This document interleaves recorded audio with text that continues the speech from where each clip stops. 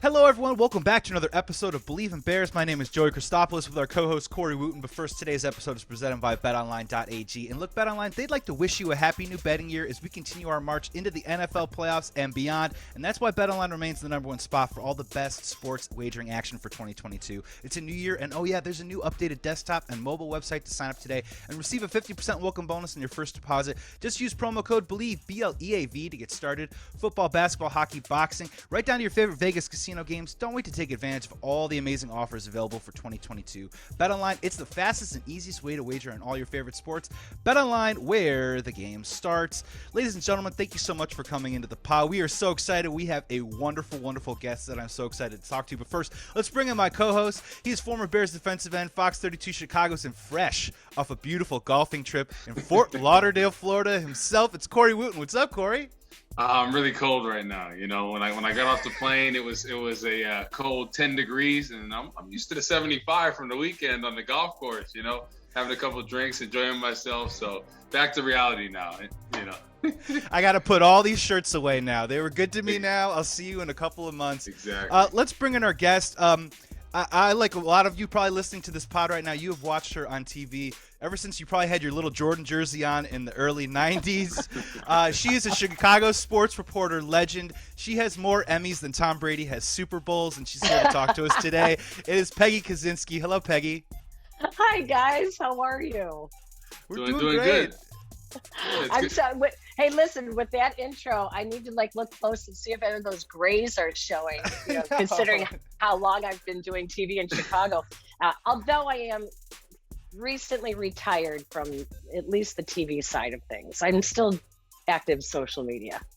Well, and you're still doing so much exciting stuff, which we'll talk to you about you just a little bit later in the pod. You're doing a new podcast called Her Sportscaster and Her Son with your son, Jason Conander. Got a chance to check it out. Some amazing guests. We do definitely want to talk about that. We're going to talk about a little Bears.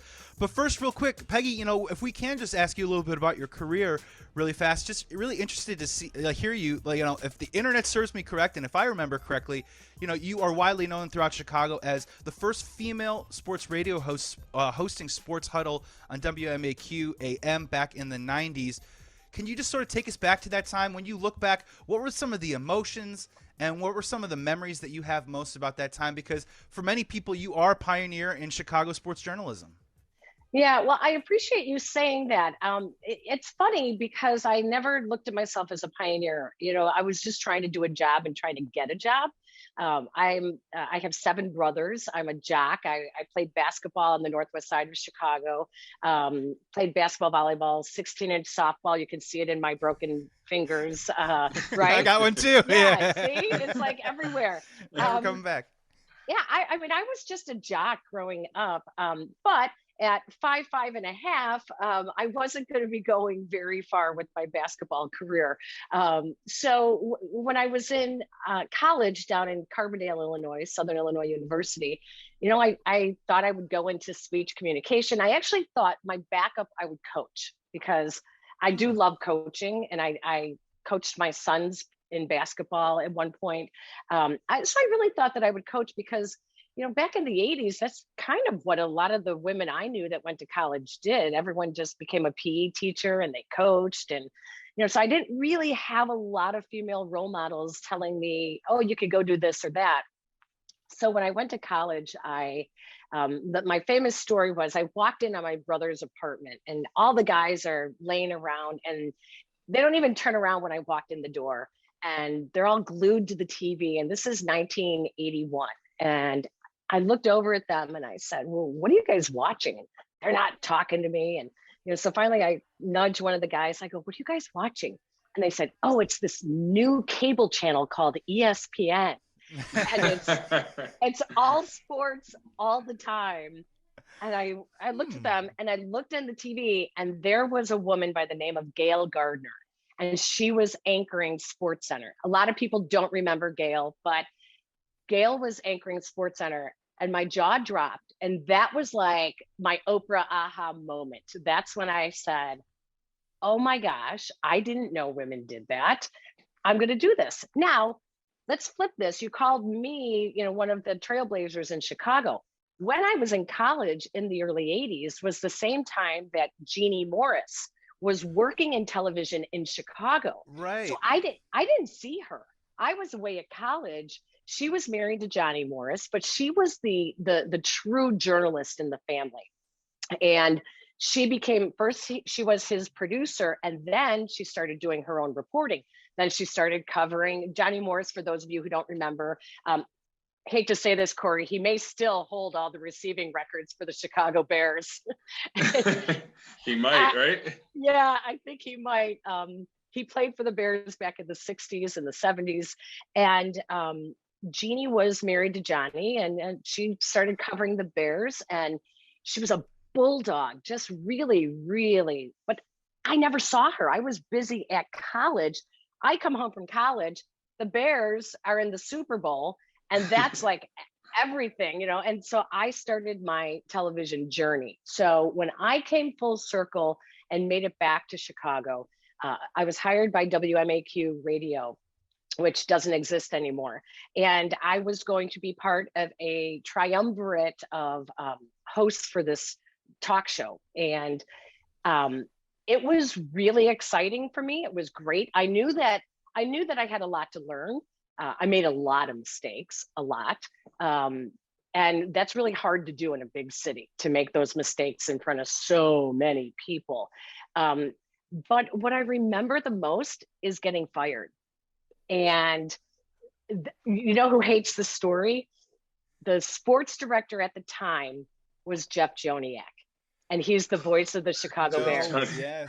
Wow. He hates when I tell this story because it broke his heart. He said, he told me that he was told to let me go, right? I was too aggressive. I was very much of a take charge person. And I think they wanted me to really kind of be more of the, I guess, the co-host that sits and laughs and giggles and kind of, you know, does that.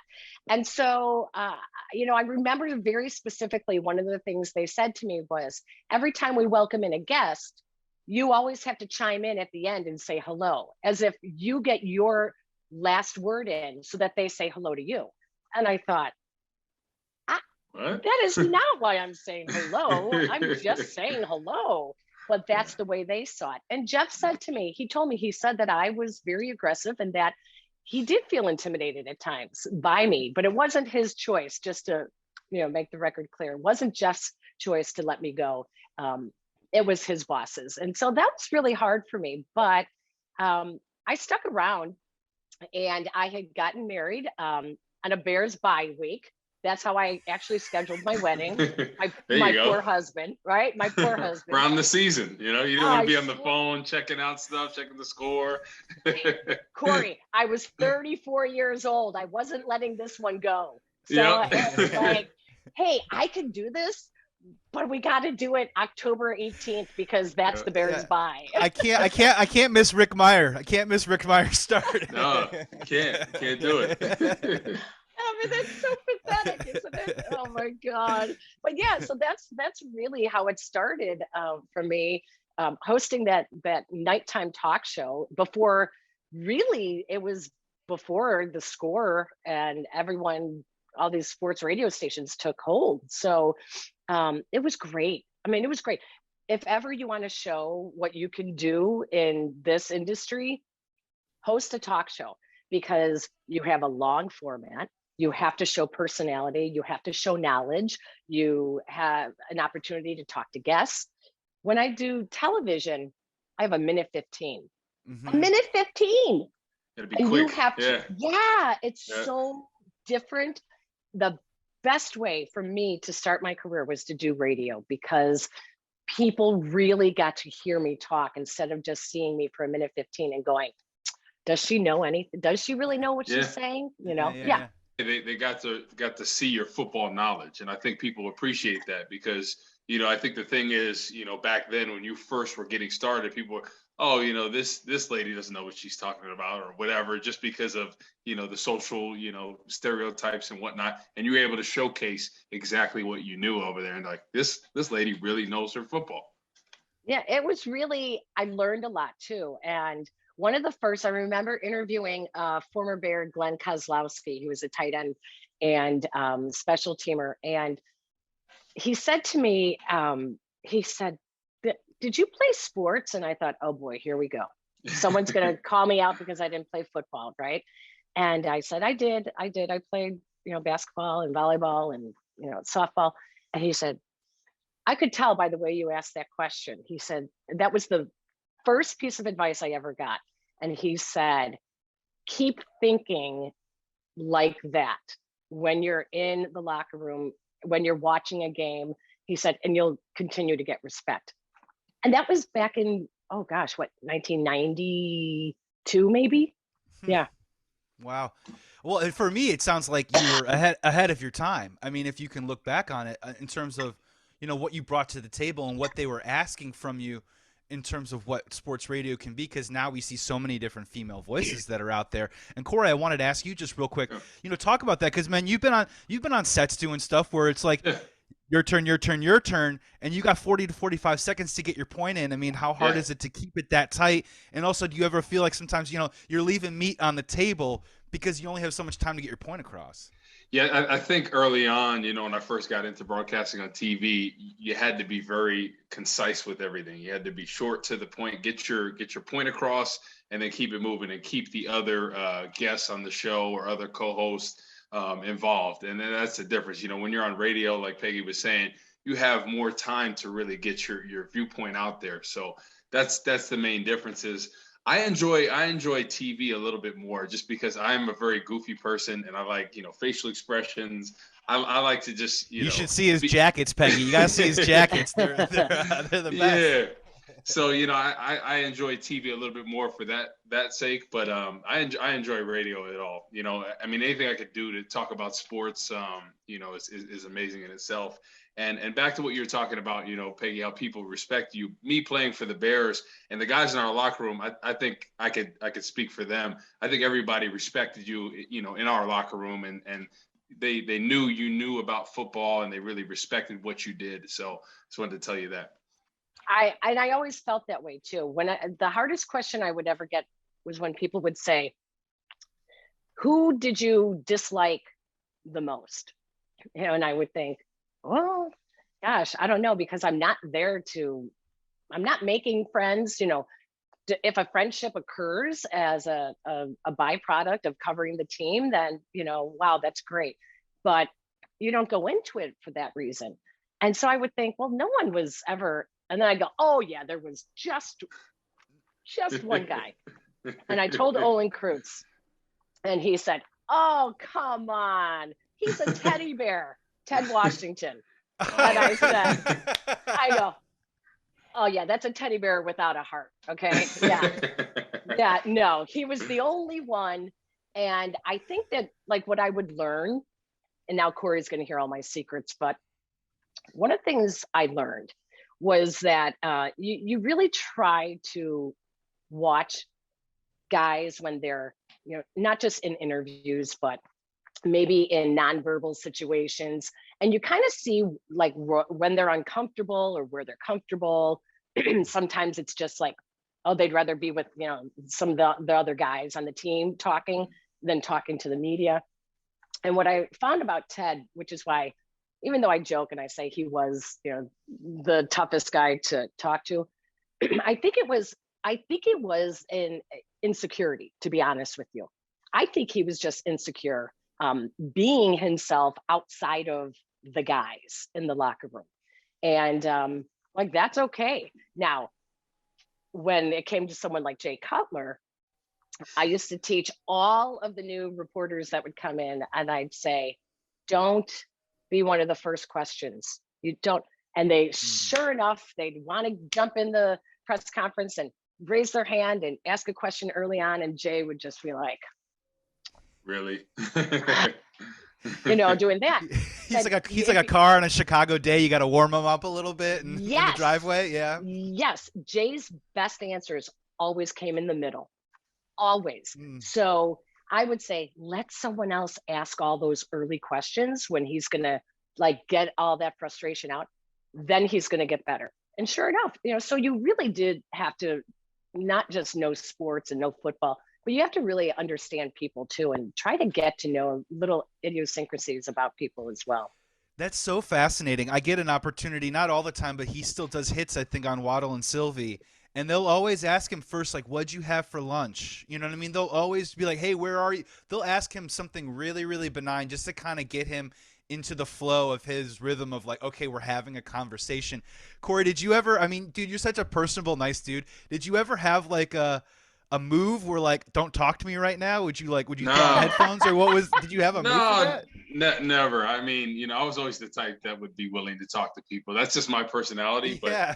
Peggy knows this. Like, there's some people in the locker room that like it's dependent, right? If we're not doing very well, they don't want to talk to the media. If we're doing Right. well, people are like, hey, I'll talk, But when things aren't going the best, some people are like dip out real quick and not try to talk to the media. But I was just like, listen, I'm just going to take advantage of this opportunity and talk to every reporter I can. They're out here trying to do a job, so if they need any kind of sound bite, anything from me, I'm more than willing. So.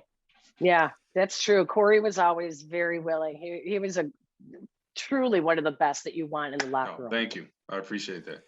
Well, let's stick around Hallis Hall real quick and let's talk about a little Chicago Bears action going on right now. Twitter's having a lot of fun with this. There's so many candidates coming in and out, and thankfully Zoom is allowing them to scour the earth right now for the next possible GM and head coach. Peggy, I do want to ask you because you've been in the business, you've seen a lot of Bears teams, a lot of Bears regimes over this last time, and I think there's two schools of thought on this, right? The first one is, they are going about this kind of the sort of same way that they went about, the Emery Trestman era, the Pace Nagy era. Are you the person that says, hey, this is an opportunity for the Bears to finally get it right? Or are you a little bit more on the side of, here we go again? Well, there's always an opportunity to get it right just by chance. I mean, if you throw enough darts against the wall, you're hoping something's going to stick. I was really, really hoping that they were going to change the structure of the front office. I think that as much as I respect the McCaskey family and their family-owned business, that it's really important that you have to change with the times. And I do believe that the structure is in need of a director of football operations. When George even, moved Ted aside, sort of, and said that the new GM is going to report to him, and yet the next thing out of his mouth was that he's not a football guy. And when they say, well, what happens when he comes to you with a football, issue? I look forward to learning from him. Okay, that's not good. You should not be learning from your employees, right? So we're a young franchise. We're a young franchise. We're just getting our feet under us. Yes. Hey. So that worries me a lot. And I know that George meant well when he said that. But this is 2022, and you can't run what is now a $4 billion company of the Chicago Bears.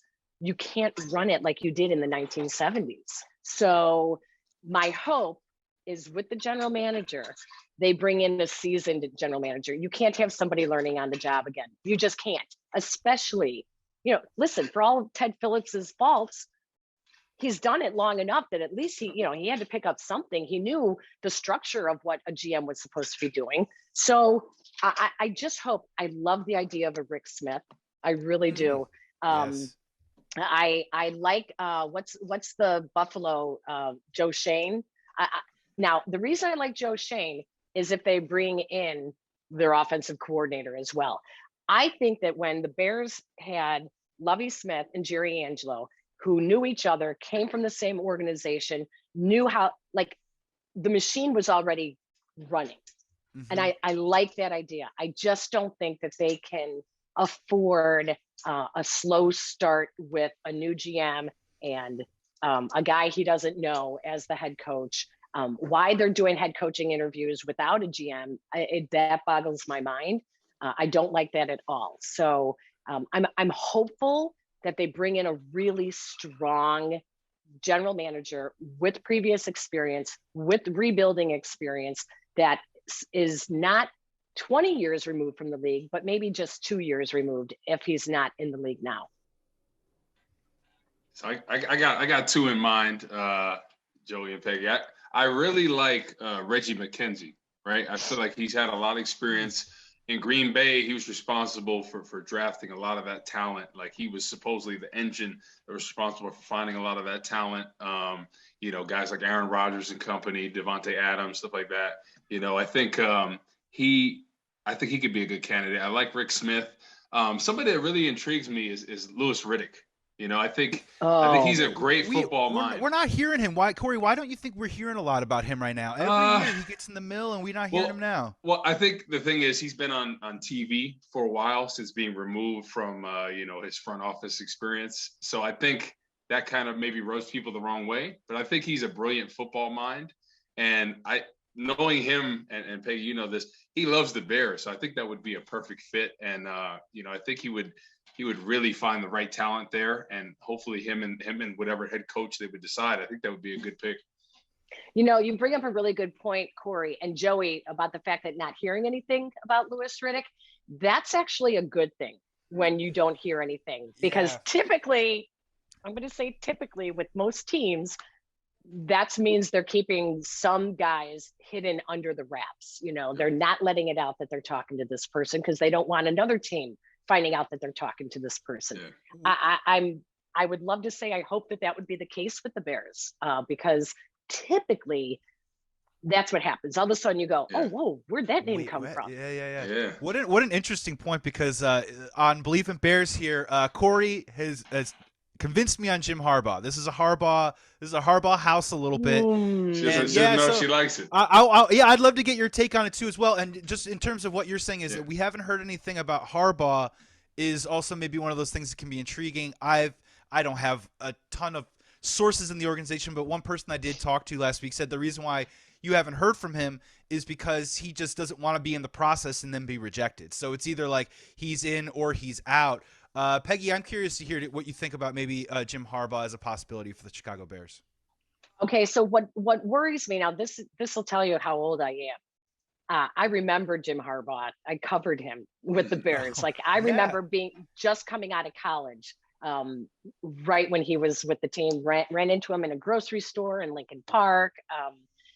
So here's my concern with Jim Harbaugh.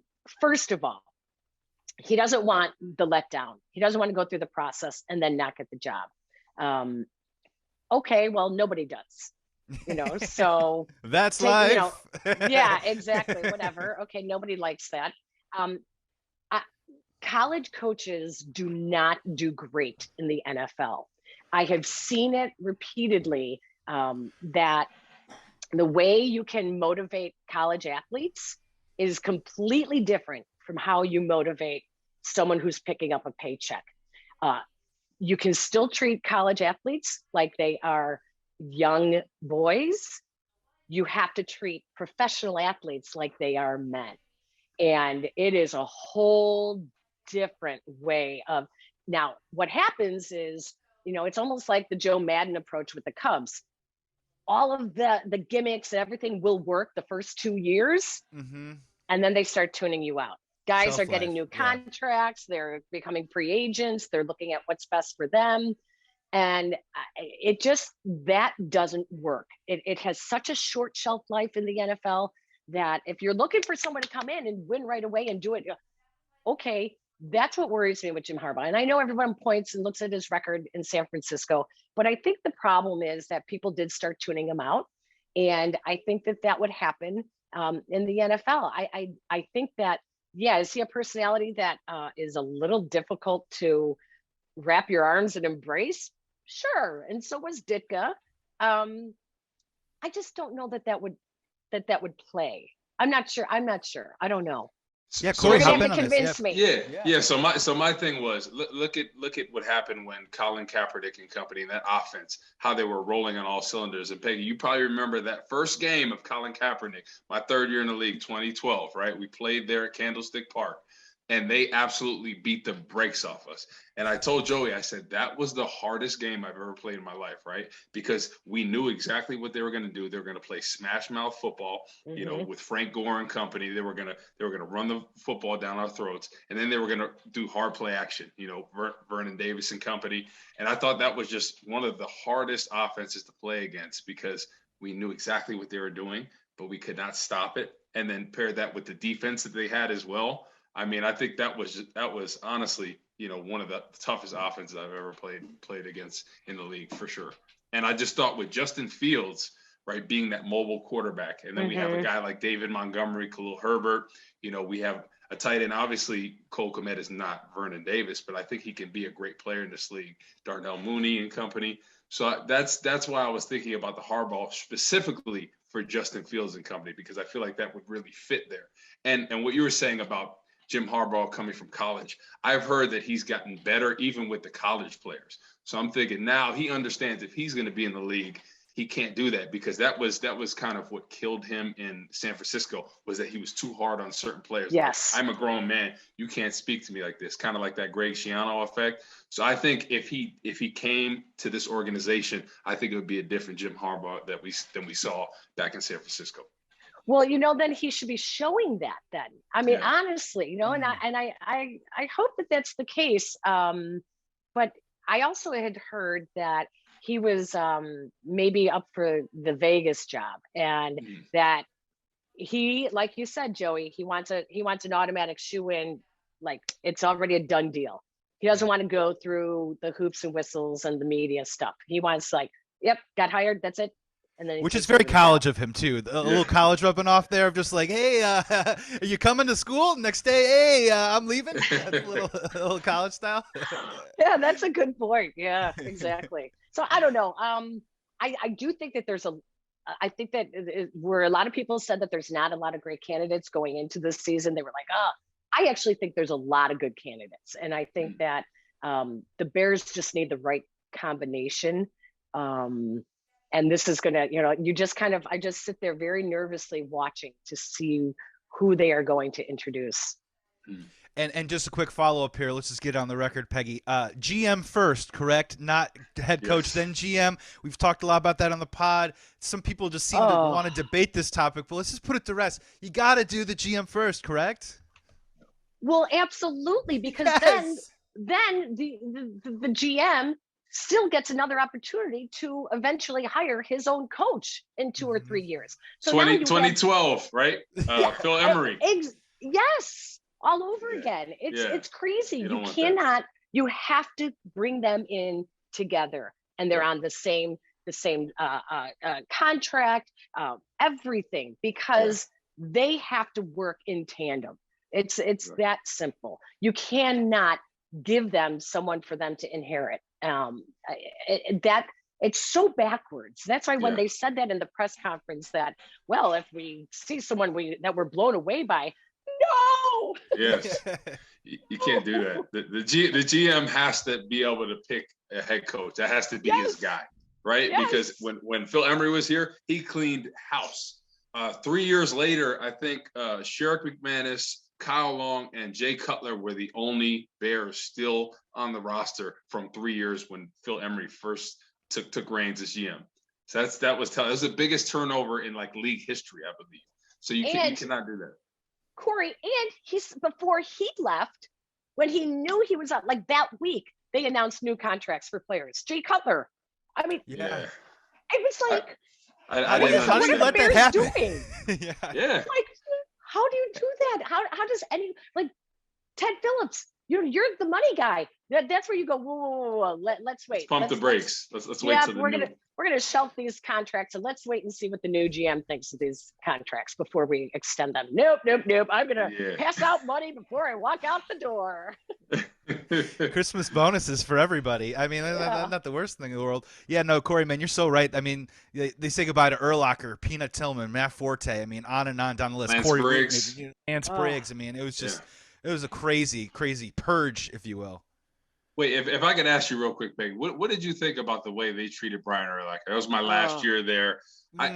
Everyone in the locker room felt a certain way because of, the kind of respect that everyone we thought was giving to a guy like Brian Urlacher, one of the greatest linebackers to ever play the game, one of the greatest Chicago Bears in the history, and you couldn't bring him back over, I believe it was 500,000 or something around there. Yeah, and then to announce it with a simple press release that said that Brian Urlacher would not be back as he, pursues other opportunities or whatever it was. Like, shocking. This is, that's why there's this team says one thing about the culture of being a Chicago Bear and the history of the organization. This is, the founding franchise, the charter franchise for the league.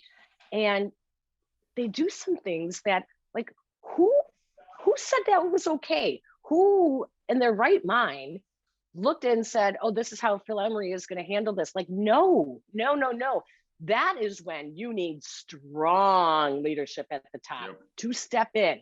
And Ted Phillips was not strong enough, and George McCaskey was not strong enough to step in and say, this is a future Hall of Famer. Yeah. What these guys have given for us. And there's a couple of guys like that they really handled it so poorly. And even now, George going after Olin Kreutz the way he did in the presser was just, wow, really, everybody at home was saying, oh, he's not going to answer this. No, he's going to answer this. It was like, oh boy. Yeah, just in one breath he says he's a fan, a Bears fan, and in the other breath he knocks Olin Kreutz, and now you can't find a single person on the planet Earth that can say that, Corey, you said it yourself, Olin Kreutz is a different dude, but he's not a liar. You know what I mean? And every single Bears fan loves Olin Kreutz. And for my money, my wife's a Steelers fan, so I've gotten a chance to kind of see, like, their fan base is just as, into the Steelers as the Bears is. But the organization and the way that they treat the players and what it means to be a Steeler is just so wholly different. The Bears, they talk that they believe in a Bears family. But then you see what the Steelers do. I mean, beyond whatever they did with Big Ben this last year, the way they take care of Ryan Shazier, the way they welcome back former players into the, no one can walk around Hallis Hall and just do whatever they want. Like, they want to be the Steelers, but they just simply don't, they don't put up the way that they probably should. And I think that maybe is a deeper issue. And you know what, Joey, like, I get it with, listen, did George have a run-in with Olin in the ticket office? Yeah, okay. So you don't have to like these guys, but there are too many other stories. I had Jimbo Covert on my podcast earlier this year, and just very matter of factly, I said, oh, have you been back to Hallis Hall? Have you, spoken to the team? I can only imagine this is, especially now, this is a team that the offensive line is in disarray. They're pulling guys off their fishing boats, and bringing them, putting them in pads, no. And now Jimbo Covert, I don't think has made anyone angry at Hallis Hall. And yet they don't take advantage of having a Hall of Famer like that available to them. Gary Fensick, who is literally just a few miles away from, 1927, Hallis Drive, and who has an extremely successful business career, he would be someone that I would have put on that committee, the search committee, for a general manager. Maybe not a head coach, because he's been out of the league for 40 years, but why not for a general manager? So, they say one thing, but they really don't. They really don't embrace the players and their history like they could and they should. Yeah, no, I agree with on that. Yeah, no, I agree with that. And I think you were right about having a new director of football operations that kind of works hand in hand with the GM and is kind of responsible for some of these decisions, because then there wouldn't be some of these issues like we see with the Bears. They'd be more of like how the Steelers run things and some of these great organizations, like the Patriots. So hopefully we can get this new GM and head coaching combo right. Let me ask you, Peggy, is there any head coach that comes into mind that you really like, is kind of like your front runner in your opinion? I do like Brian Daboll from Buffalo. I really do. I think that coming, under Belichick with the Patriots, as long as he was, he's been a coordinator. He was at Alabama, another successful program. There's no question about play calling. There's no question he knows how to develop a young player, how to fix a young player. Josh Allen had the lowest percentage for accuracy in his draft class. Mm-hmm. And 2 years later, he looks like a whole different football player. So, he could coach, he could teach, He can lead. He could call plays. I like him. I think there's a couple of guys I know that I don't want. And it's just gut feelings. And I know a lot of people like them. Brian Flores is one. There's something not being told there, something that happened in Miami. Let's see who else. Jim Caldwell. I don't want Doug Peterson. I still think those coordinators, especially under, a Bill Belichick, that's my guy. Yeah, there's something about that Patriot way. Unfortunately, there's an arrogance that we just continuously see, a pattern of arrogance that comes out of those coaches a little bit. I mean, it's just kind of, what else is there? What else to say? I mean, Patricia, you go down the line, Romeo Crennel, all these guys don't really work out in the NFL. Flores, I do think he would definitely come in and kick some butts, though. I think we've talked about it on the pod of the Bears seem really thirsty for power and control. Someone to just take the reins and say, get out of the way. We're going to take control of this thing. So I don't know if that's a situation where that kind of happens. Corey knows this. My pie in the sky. If the Bears are serious, it's Sean Payton. And here's why. Oh, yeah. They have ties to Mickey Loomis with Ernie Accorsi and obviously Ryan Pace and Jerry Angelo, and those guys still kind of like talk and intermingle. Sean Payton's looking at the board and he's saying, what do I do? Trade 3 first-round picks for Russell Wilson? Am I really going to win a Super Bowl in the next 5 or 6 years in New Orleans? Have I done all that I've needed to do for that city and that organization? Yes. Do I have an opportunity to win a Super Bowl maybe in Chicago, a team I used to play for, and get paid buku bucks to do it with Justin Fields? I can. If he's looking to make a change, obviously with the Cowboys job maybe up in the air, that could just totally submarine my plans. But again, it kind of works on both sides, in my opinion. If the Bears are serious and if Sean Payton wants to win another Super Bowl, why not? And no one's talking about it, so that kind of plays to the theory maybe of if we don't hear anything, maybe we can build some smoke and turn it into fire. Don't you feel like Ryan Pace would have gotten him already, and that would have saved Ryan Pace's job if that was going to happen? If he could make that happen? And was maybe that the 50-50? Brad Biggs was reporting, it's a 50-50 more so that Pace could stay, and that was kind of lending me to believe that maybe he was pitching them, I can deliver you a guy like Sean Payton, and they obviously let him go, so maybe that was already something that they said no to. Peggy, you've given so much of your time. Before you go, final question real quick. We believe in supporting the Chicago sports community, so please tell us about sportscaster and her son. You're doing a podcast with your son, Jason. Awesome. Just talk about that experience. I mean, so many great guests, obviously former Bears that you bring onto the show. Just talk about it, because not a lot of people get the luxury of having, their child, their son or their daughter grow up and want to go into the same field as yourself. That's so cool. I know. In the neighborhood I grew up in, Chicago, everyone followed their parents being cops and firemen, so it's really, it's new really trend, cool the new trend. Yeah, I love it. And he loves the fact that when he tells people at school, he goes to UT Austin, he's a sophomore now. And when he tells people that he's doing a podcast with his mom, he gets these looks and they're like, really? And he's like, my mom was a sportscaster in Chicago for like 25 years. And they're Emmys. Look at the seriously? Emmys. And then he drops the mic on him. Yeah, exactly. But he didn't want to do it at first. So I approached him when I had retired, and I really just wanted to talk sports. I wanted to keep in it. And so I said, oh, Jason, I think I'm going to do a podcast. And this was almost 3 years ago. And he was like, podcasts? Who listens to podcasts? That's for old people. And I said, no, you're wrong. You'll figure this out, my young son. He was a junior in high school. And, I found that every time, when the kids get like this and they don't want anything to do with mom and dad, you just got to find something to talk about. And my knowledge of hip hop sucks. So that wasn't going to happen. Right. And so we talked sports. And so when eventually I said to him, hey, this might look good on your college applications. And that was like, oh, okay. So that's how we started. And now every time I go, oh, I'm tired, I think I'm going to take a couple of weeks off from the podcast, he says, no, I'm really enjoying it. So it's fun. We tape in 2 different locations now, much like you guys are doing. And I find the guests. I run topics by him. I'll be honest with you. I don't have to follow sports as closely as I did when I was working as a reporter. I am more of an informed fan. And he now covers or follows sports like I used to.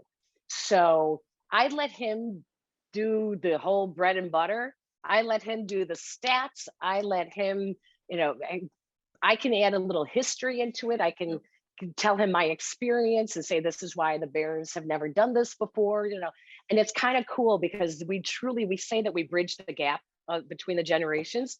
And really, talking sports, it really does bridge the gap. So we're on YouTube now. We're also on, anywhere you get your audio podcast, The Sportscaster and Her Son. And it's really a lot of fun. That's awesome. That's awesome to hear. You hear that, Corey? Yeah. With your little girls as they grow up? I know. They're not really into sports yet. They're 6 and 3. They're more into makeup and stuff like that now. But that's how my wife and my sister was until about 3rd grade. That's when they got into sports. So I'm waiting a little bit longer. I'm just enjoying these years now when they still want to hang out with me. 'Cause you know how that goes. They get to a point where they're like, I'm done with you. So I'm just enjoying it right now. Corey, I'm going to give you an invitation, you and your wife and your daughters. I sit on the board of directors for Girls in the Game in the city of Chicago. And I would love for you to bring your girls to one of our activities one day. Typically, we do programming for girls in neighborhoods of need throughout Chicago. But all of our programs have to do with sports, leadership, and health. And what we find is that if you address the whole girl, then their confidence blooms. And then they're not afraid to try something that their friends aren't doing. Because unfortunately for girls, what happens is they'll do it because their friends are doing it.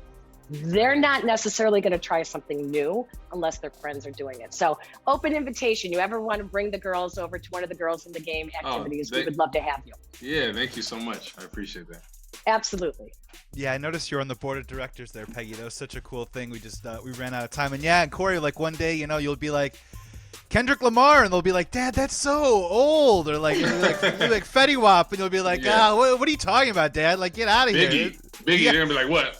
Biggie what? Who? I'm like, listen to that on CD? Oh, Dad, get out of here. Just drop me off. I'll walk to the mall. Whatever.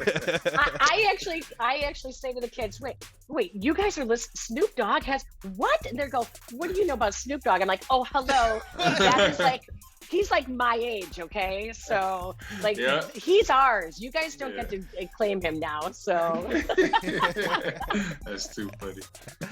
Oh my gosh, this episode of Believe in Bears was presented by BetOnline.ag. 50% welcome bonus on your first deposit. Use promo code BLEAV, B-L-E-A-V. My name is Joey Christopoulos at Joey Sports Guy. My co-host Corey Wooten. Our guest today was Peggy Kusinski. You can check out her Sportscaster and Her Son on YouTube. They also got some merch that you can purchase too as well. Peggy, thank you so much for being so generous with your time. Me personally, I've watched you on the Nightly News, Chicago Tribune Live for years and years. So great to finally meet you, and thank you so much for coming on. It was my pleasure. Great to see you, Corey. Really good to see you. And Joey, thank you. No great problem. To see you too, Peggy. Corey, my friend, another great pod, man. Take us home, and we'll be back next time with more Believe in Bears. Yeah, man, it was a lot of fun talking with Peggy and you about the GM and head coaching and about her podcast. So enjoying it. You can follow me on Twitter at Corey Wooten, Corey, W, 2 O's, 2 T's, O-N. And looking forward to do another pod in the next week or so. So take them away, Joey. Yeah, maybe we'll have some more news, maybe some head coaching stuff to talk about. Until then, be well, be safe. Please be good to each other. And remember, you got to bear down.